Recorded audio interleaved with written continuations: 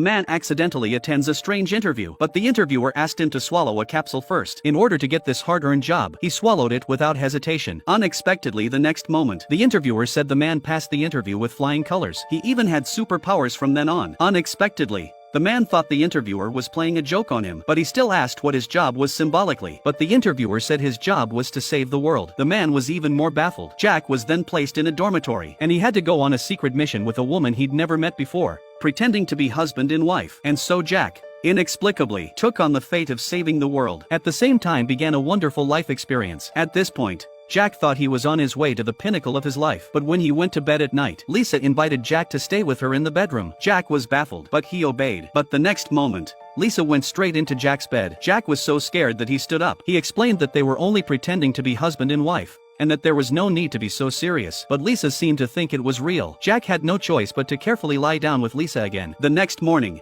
Jack woke up from a deep meditation. He was sure that last night was not a dream. His wife had even made him some delicious pickled plums. Suddenly, the doorbell rang and a man named Carl came to see Jack. He gave him the password to the company's program. Jack tried to get information about Lisa from a colleague, but all the colleague told him was that Lisa was a good woman. Before he left, he asked Jack what his power was. It seems like every employee in this company has a superpower. Then after Lisa left the room, Jack logged into the company's software. Soon enough, the 52 mission screen appeared. He needed to make sure the target had an umbrella at all times during the day. He was puzzled, but for the sake of his hard-earned job, he complied. Soon Jack arrived at the designated location on time. When the target went out of the door, Jack deliberately told the man in front of him that there would be heavy rain today. The man immediately went back to get an umbrella. So Jack successfully completed his first mission, followed by mission number 53. Set David's alarm clock 5 minutes faster while he was asleep. Although the task was still strange, but Jack tried his best to complete this bizarre task. Next up was task number 54. He needed to drain the mobile phone of the man in the restaurant before 2 p.m. Luckily,